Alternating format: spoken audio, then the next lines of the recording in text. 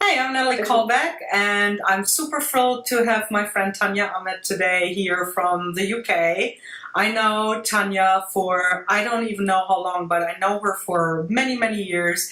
We've seen each other in the UK, we've seen each other in Germany, we've seen each other in the States at mostly trade shows and workshops, and yeah, it's super fun. We never really chatted online, but we had the pleasure to chat a lot in person.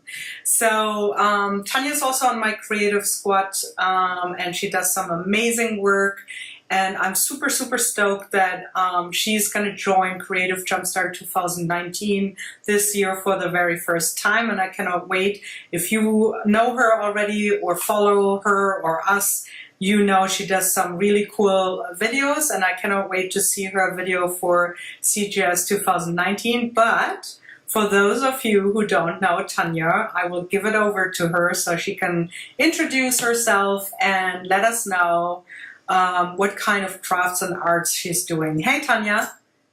Hi. Oh my goodness, that was such an amazing intro.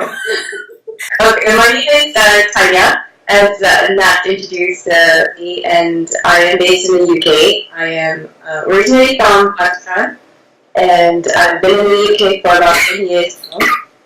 And I do all sorts of crafts. I primarily lean towards mixed media and basically bringing all sorts of paint and glitter and any surfaces I can find.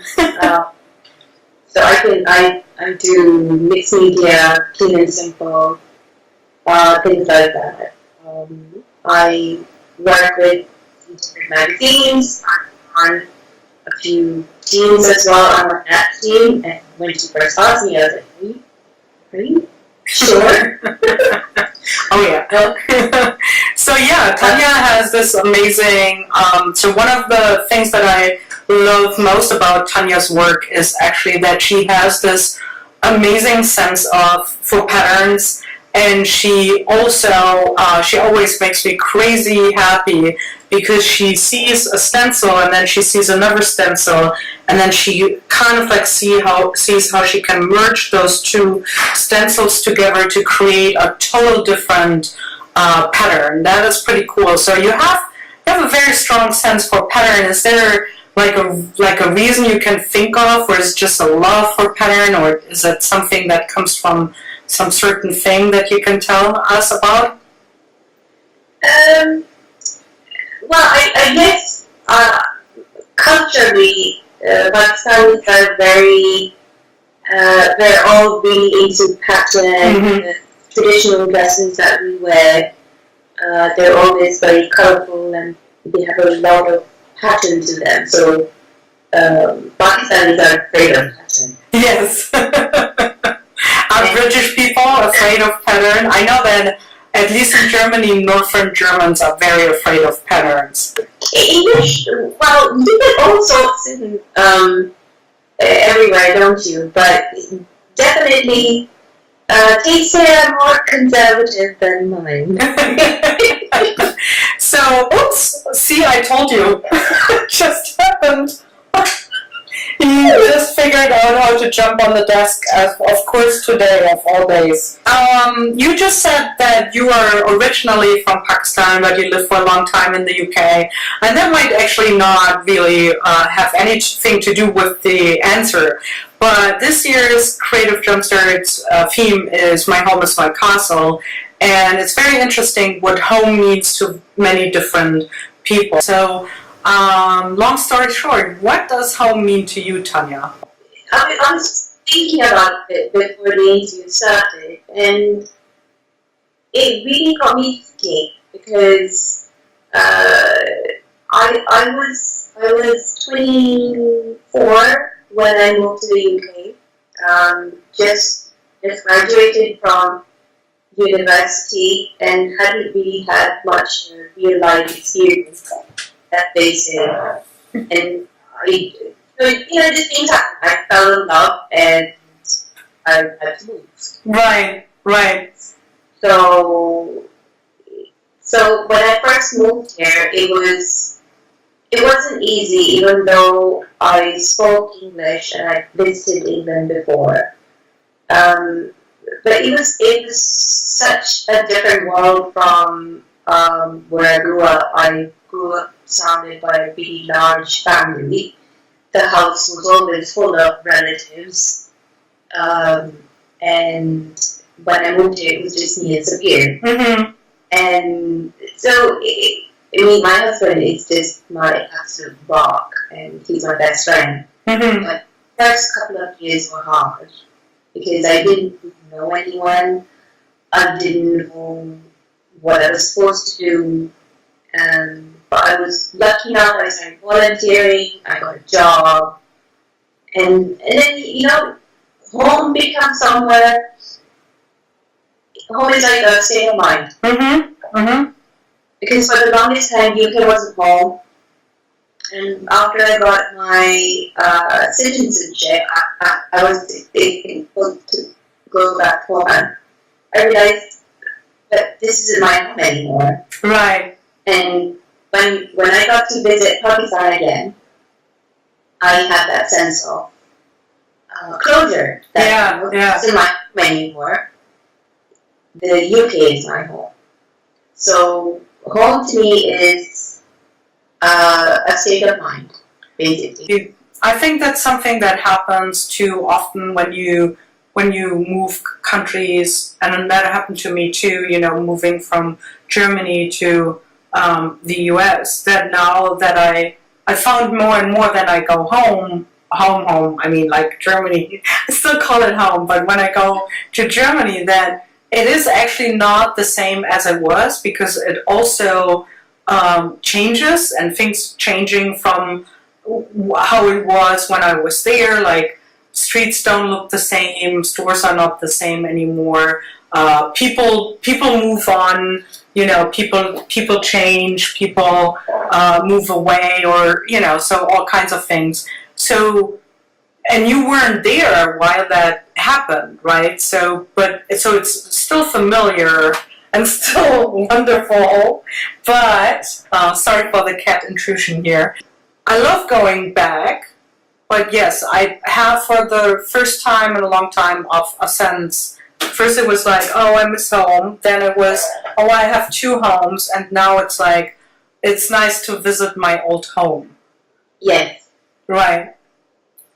Yeah, that's exactly what it was. Because when while I was in the UK, my parents sold the house that I grew up in, and when I went back, that house had been demolished, and it was like another house in its place. So some of my other relatives still go to that area and will visit, but I don't really have a desire to visit it because in my head that old house is still there. Yeah. Home is about the connections, the relationship you have with a place. It's the feeling that it gives you. Exactly. Yeah. Now, within all this junk that I'm surrounded by, this become home. That is for us crafters and artists, don't we? We collect. Yes, exactly. And then we organize. Yeah, it's organizing chaos. Oh, yes. So, Tania, how do you feel like your cultural background, and also the UK? So having lived a lot of your life in, or probably most of your life in Pakistan, but then also now being home in the UK, how do you feel that influences parts of your artwork? Do you see influences that you say, yeah, that's definitely something that I take from my upbringing and what I saw there, or from having that experience of having moved countries and having two different worlds that I have been living in? I've sort of crafted for my life. I've surrounded by women who have been creative in some way or another. And I got into paper crafts when I moved to the UK. Yeah. So in the beginning, because I was learning, and as many of us do, we learn by imitation. Yeah.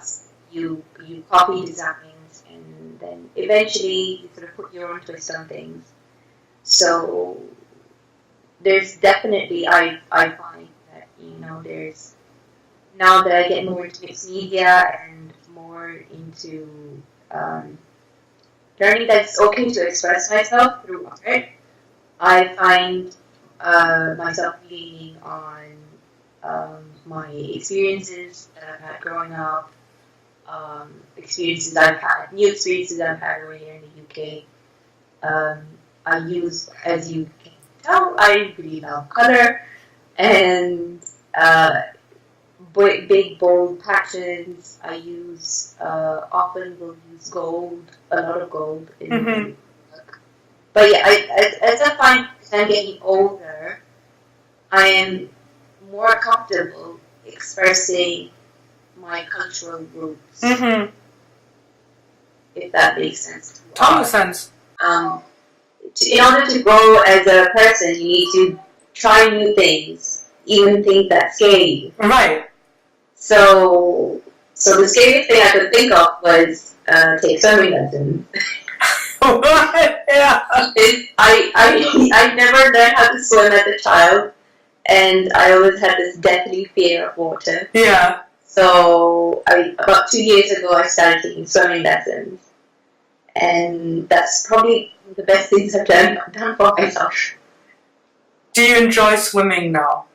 Oh my goodness, yeah. I'm still not that great, but it's about learning and progressing. Yeah, I think it's also sometimes when you do things like that, like also realizing it's okay to fail in some things. You know what I mean? Like, obviously you don't want to drown. That would be like the worst case scenario failure. but like in most cases, I think there's always something that I take out of that. Like I've never felt like, oh my god, that was so wasted my time, and like, no, that's not true. That would be a lie. There are cases, of course, where you're like, oh, that's a waste of my time and stuff. So that would be too far ahead to say that. But I think most of the time I feel like, that you get something out of there. And also, it's the expectations that you have, right? Like, you weren't going to a swim class and thought, okay, I'm going to do a triathlon after this and be like, I'm going to swim, right? That wasn't like, you weren't going to the swim course to do that right after the first swim course. Yeah. Like weirdly enough, I was, when you watch videos on YouTube, on your homepage, you get suggestions. So somehow this suggestion came up about Matisse. Oh yeah. I was like, okay, well, Matisse is so far beyond me.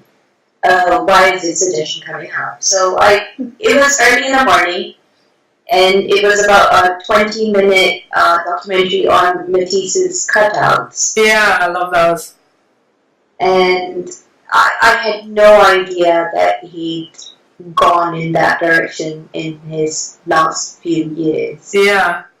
And I just looked at it, and it was so moving that what looked like really simple shapes, when explained in the context of his life and the period of history that those art pieces were created in, it was so incredibly moving.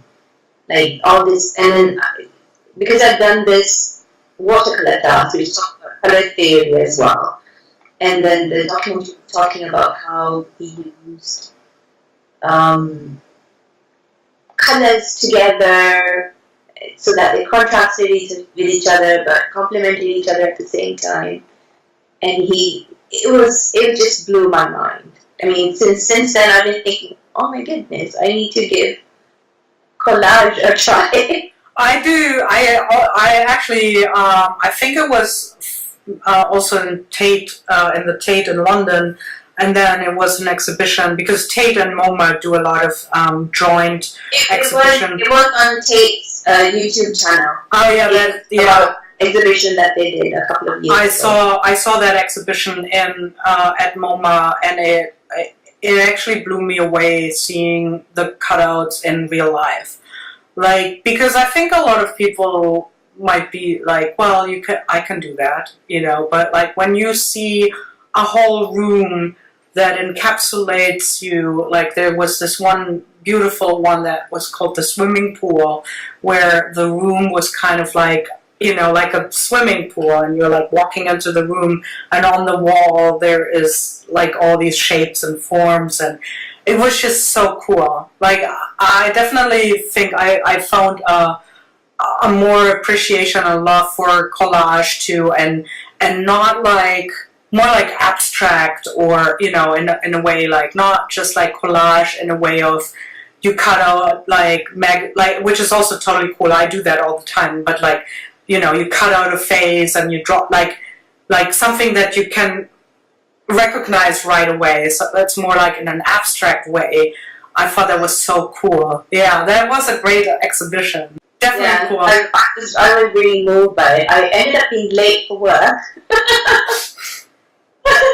But it just got my mind working. Is that expression is so important. What you put into your work, it's so meaningful for you, and you can make it really personal. Exactly, and I think that's the point. It's meaningful to you, and you can express yourself. But then on the other hand, it doesn't really matter if the viewer understands 100% what your viewpoint and what you like. Nobody can tell, and so that's fine too. Like I think it is important to just like sometimes also just enjoy the beauty of artwork if you find it beautiful.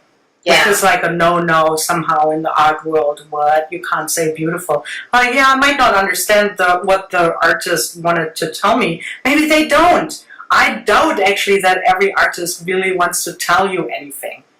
Yeah. Do you know what I mean? Like, maybe it's just their expression of their feeling, of their thoughts of that moment in time. And I can look at it as to how I relate to it with my own experiences and thoughts, but you can't tell me that's wrong, right? Yeah, exactly. It's subjective. It's subjective. You can make it whatever you want in that moment, whereas tomorrow, same time, you might have a different opinion. Exactly. So Tania, that was very deep. So as we were talking, we had, some of you might have seen me wiggling around in a very weird way, stroking things and stuff. So if you didn't see the head or something, my little 18 weeks old kitten started today, of all days, jumping on the desk. So I know that you are, as me, a crazy cat lady as well. Yeah. So how do you deal with a fur ball running around you while you're trying to create? Well, I think my cat Billy, she's really good. But let me tell you the story behind her name as well. It's not very imaginative because Billy is cat in blue. That's funny. That's cute though. It works. Yeah. But everyone's really happy. Oh, Billy. That's a really nice name. Like, yeah. It means cat. She's just cat. Cat the cat.